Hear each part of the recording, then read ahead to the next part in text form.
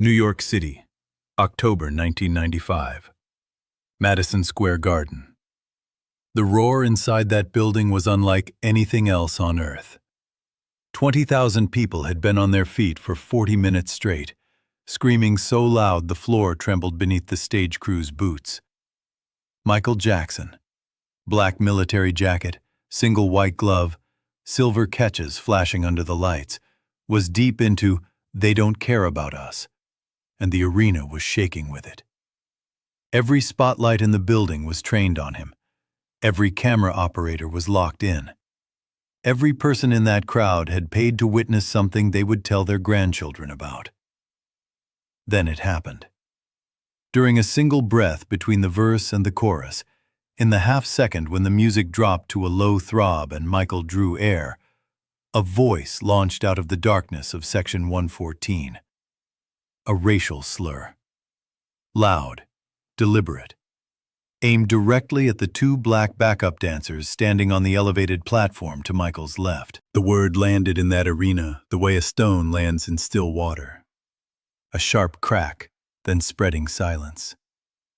Michael's hand dropped to his side. The dancers froze. Marcus Webb, 24 years old, Detroit-born, 2 years into the best job of his life, froze. Darnell Price, 22, Compton-raised, first major arena tour of his career, froze. The band caught it the way musicians always catch the moment when something is wrong. Bass dropped first, then drums, then keys, then nothing.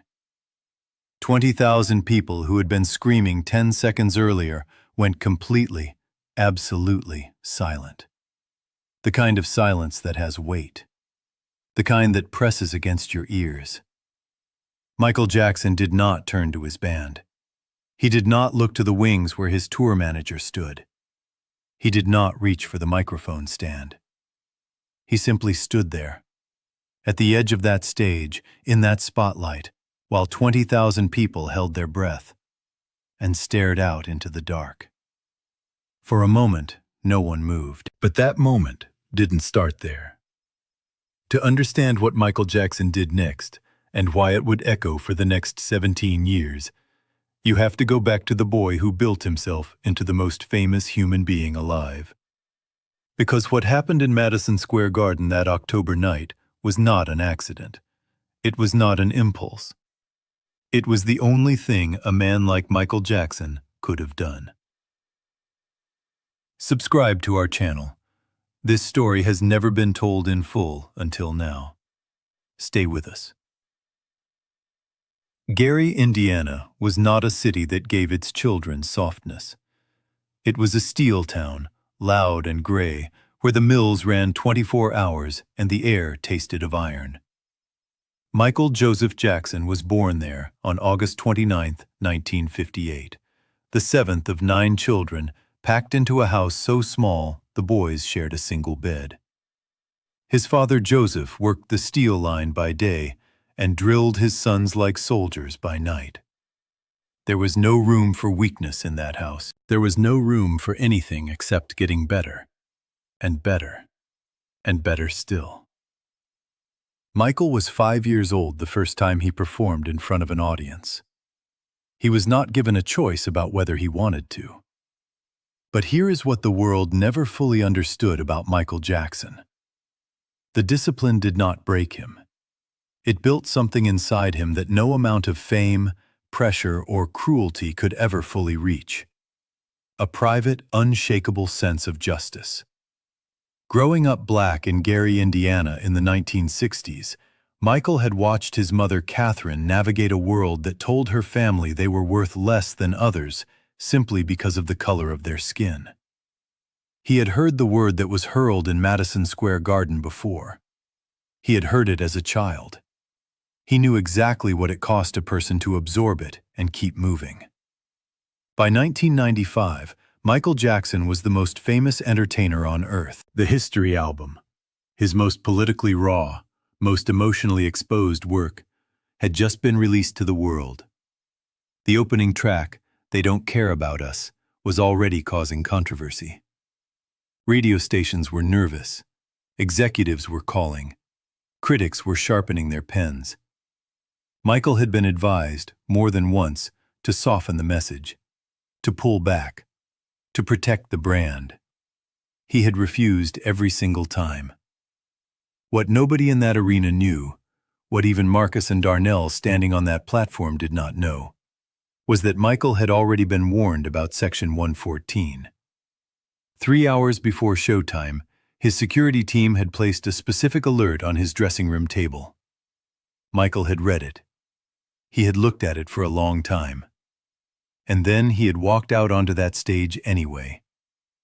There was a war being fought around Michael Jackson in 1995, and most people watching from the outside could not see all of it. Sony Music was pushing back hard against the History album. Executives who had once celebrated Michael's crossover appeal were now quietly uncomfortable with a black man using his platform to say the things "they don't care about us" was saying. Internally, there were conversations about airplay, about positioning, about whether the album's more politically charged moments might be softened in future pressings. Michael knew about those conversations. He had people in those rooms, and the knowledge of them sat in his chest like a stone he carried everywhere he went. But the external war was not the one that cost him the most. The internal one did.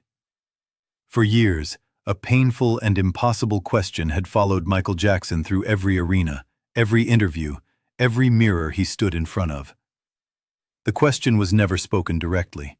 It didn't need to be. It lived in the way certain journalists framed their stories, in the way certain audiences received him, in the way certain people within the black community had begun to look at him sideways as his appearance changed and his world grew whiter and more gilded around him. The question was this: was he still one of them? Did he still have the right to speak? "They don't care about us," was his answer. Written in fury and grief, it was the most explicitly, unapologetically black song he had ever put his name to. It was not a crossover record. It was not designed to make anyone comfortable. It was a man standing up and saying, "I have not forgotten where I come from, and I will not pretend otherwise to protect anyone's bottom line." Backstage at Madison Square Garden, 90 minutes before the show, a crew member passing Michael's dressing room heard him speaking quietly to himself. Not rehearsing lyrics, not running choreography, just talking, low and steady, the way a person talks when they are reminding themselves of something they cannot afford to forget. The crew member did not hear the words clearly, but he remembered the tone. It sounded, he would say years later, like a man making a promise. Michael Jackson stood at the center of that stage for 11 seconds without moving. Crew members in the wings would later say it felt like 11 minutes. The spotlight operator, uncertain whether to cut the beam or hold it, held it. The light stayed locked on Michael's face. His eyes were closed. His left hand, the ungloved one, was pressed flat against his chest, directly over his heart. The white glove on his right hand caught the light and threw it back into the crowd in small, scattered pieces. His tour manager appeared in the left wing and made a single sharp motion across his throat. Cut the mic. Move on. Absorb the moment and bury it the way the industry had always buried these moments. The audio engineer's hand moved toward the board. Michael opened his eyes. He looked directly at the booth across the arena. He shook his head once, slow, deliberate, final. The hand pulled back. Michael walked to the very edge of the stage, not with performance energy, not with the controlled explosion of movement his audiences expected. He walked the way a man walks when he has made a decision and is no longer afraid of what it costs. He stopped at the lip of the stage and looked out at 20,000 silent faces. Then he turned and looked back at Marcus and Darnell, still frozen on the platform. He nodded at them, slow and certain. "I see you. Stay there." When he raised the microphone, the arena was so quiet you could hear the hum of the stage lights above his head. "I need everybody to stop for a moment." A nervous laugh rippled through one section of the crowd. Michael did not react to it. "I have been performing since I was 5 years old. I have been on stages on every continent on this earth. And I have never, not once in my entire career, stopped a show." He paused. Let the silence do its work. Until tonight. Nobody moved. Nobody breathed. There are 2 young men standing on this stage right now. They woke up this morning the same way every person in this building woke up. They have mothers. They have dreams. They gave everything they had tonight to make this show what it was. And someone in this building decided that was not enough. Decided to remind them, and everyone watching, of exactly what kind of hate still lives in this world. His voice did not rise. It dropped lower with every sentence, the way a man's voice drops when he is speaking from somewhere beneath anger, somewhere older and deeper than rage. I know what that word costs. I know what it takes from a person when they have to hear it and keep smiling. I know, because I have spent my whole life being asked to keep smiling. For a moment, no one moved. Then one person began to clap. Then another. Within 30 seconds, 20,000 people were on their feet. But Michael raised his hand and the arena fell silent again. Instantly, completely, as if he had turned off a switch. "Don't clap for me. Go home tonight and do something. That is all I am asking." He walked back to Marcus, took his hand, walked to Darnell, took his.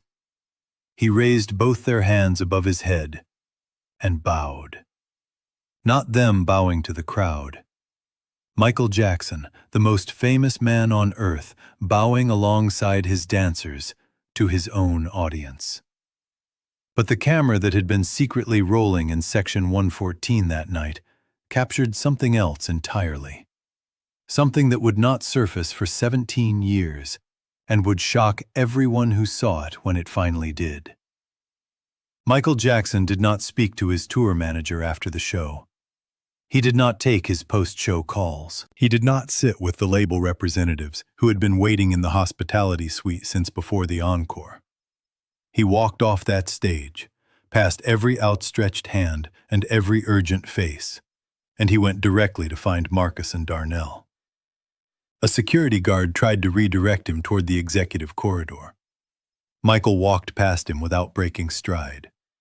He found his 2 dancers still in their stage clothes, sitting in a narrow corridor behind the secondary dressing rooms. He pulled up a chair and sat down with them. Nobody else in the room spoke. For the first 10 minutes, Michael didn't either. He just sat there, the white glove still on his right hand, the military jacket still buttoned to the throat, and said nothing. Then, quietly, he looked at Marcus and said 7 words that Marcus Webb would repeat in every interview he gave for the rest of his life. "You didn't break. I saw you. You didn't break." Darnell Price, 22 years old and 8 months into his first major tour, held himself together until that moment. Then he didn't. He put his face in his hands, and the sound that came out of him was not crying so much as release. The kind that only happens when someone with real power finally says out loud the thing you needed heard. Michael put his arm around him and said something low and private that nobody else in that corridor could make out. They sat together for 40 minutes. Meanwhile, 3 floors above them, the fallout had already begun. Sony executives were on the phone with Michael's management before the arena lights had finished dimming. 2 radio markets flagged the incident by midnight, citing controversy, and quietly reduced their rotation of "They Don't Care About Us" within 48 hours. A sponsorship representative sent a carefully worded message suggesting that Michael might want to consider, going forward, keeping the show focused on entertainment rather than statements. Michael's response, delivered through his publicist the following morning, was 4 words long. He had nothing to add. The man who had been in Section 114, white, mid-40s, row 7, had been escorted out by security during Michael's speech. He told the 2 guards flanking him that he had been joking, that people were too sensitive, that it was just a concert. His handheld camera had been confiscated at the door. Security tagged it and locked it in the venue's evidence room without reviewing the footage. Nobody reviewed it that night. Nobody reviewed it the following week. The camera sat in a tagged box in a Madison Square Garden storage facility for 17 years. Until a documentary filmmaker named Raymond Cole, chasing a completely different story, pulled open a filing cabinet that was never supposed to be reopened. What he found on that footage would change everything. If this story is moving you, subscribe and stay with us. What comes next is the part that nobody expected. Raymond Cole was not looking for Michael Jackson. In the spring of 2012, he was 18 months into a documentary about the history of Madison Square Garden. The building itself, the events it had absorbed, the moments it had swallowed whole and never fully released. He was not a famous filmmaker. He was methodical, patient, the kind of man who read every filing cabinet before he closed it.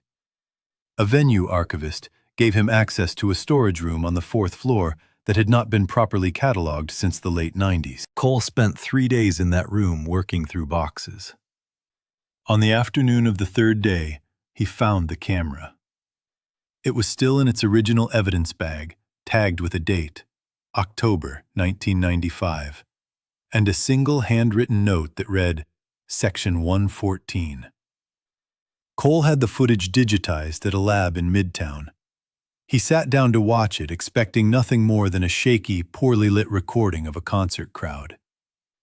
What he saw instead stopped him completely. The footage showed the moment the slur was hurled. It captured the man in row 7 clearly, his face, his posture, the deliberate way he leaned forward before he spoke, as if he had been waiting for exactly the right pause in the music. But it was not the man in row 7 that held Cole's attention. It was the boy sitting 3 seats behind him, a black teenager, maybe 16 years old, wearing a Michael Jackson History Tour t-shirt, the kind sold outside the arena for $25. When the slur landed, the boy's body absorbed it the way bodies absorb impact. A visible flinch, a contraction, a sudden, desperate stillness. He looked at the floor. Then he looked back up at the stage. And when Michael Jackson began to speak, when he said, "I know what that word costs," something in the boy's face broke completely open. He did not cry quietly. He cried the way people cry when something finally names the weight they have been carrying alone for years. Cole traced the footage carefully over the following weeks. The teenager in Section 114 that night was 33 years old by the time Cole found him. His name was Devin Reese. He was a public school music teacher in the Bronx. And every single year, without exception, he taught his students, "They don't care about us," as part of his curriculum. Sitting them down, playing the song from beginning to end, and then telling them exactly what had happened the night he heard it live for the first time. Cole published the story in September 2012. Within 72 hours, it had been read by millions of people across the world. And within 4 days, Raymond Cole received a private message from someone who had also been inside Madison Square Garden that October night. Someone who had watched Michael's speech from a seat in the 3rd row. Someone whose name Cole recognized immediately. The message was from Quincy Jones. He had been in the building that night, not performing, not working, just watching, the way the greatest producers sometimes watch their greatest artists, quietly and from a distance, taking inventory of something they cannot quite name. He had seen the whole thing unfold from the third row. He had watched Michael stop the show, cross to the edge of the stage, and choose the moment over the music. He told Raymond Cole one thing, and Cole would quote it in every interview he gave for the rest of his career. That night, I saw Michael do something I had never seen him do before. He chose the moment over the music. In 40 years in this business, I can count on one hand the number of people who could have done that. And most of them wouldn't have. Marcus Webb runs a dance academy in Detroit today. Above the studio entrance hangs a single framed photograph. Michael Jackson, white glove raised, standing at the absolute edge of the Madison Square Garden stage. 400 young performers have trained inside those walls. Marcus tells every new class the same thing on their first day. He tells them that the most important thing a performer can learn has nothing to do with technique or timing or stage presence. It is simply this: know what you stand for before the moment arrives. Because the moment will not wait for you to figure it out. Devin Reese still teaches in the Bronx. Every year, before he plays They Don't Care About Us for his students, he tells them the story of October 1995. He ends it the same way every time. He tells them that Michael Jackson did not have to stop. He was the biggest star on earth. He could have kept going and the world would have let him. But he stopped. And he looked. And he refused to pretend he had not seen what he had seen. Michael Jackson made 40 years of music that will outlast everyone alive today. But on one October night in 1995, in the loudest building in New York City, he did something quieter and rarer and more permanent than any record he ever cut. He stopped. And in stopping, he showed 20,000 people and one 16-year-old boy in a history t-shirt who needed it more than anyone. Exactly what it looks like when power decides to stand on the right side. If this story moved you, share it with someone who needs to hear it today. And subscribe, because every week we bring you the moments history almost forgot.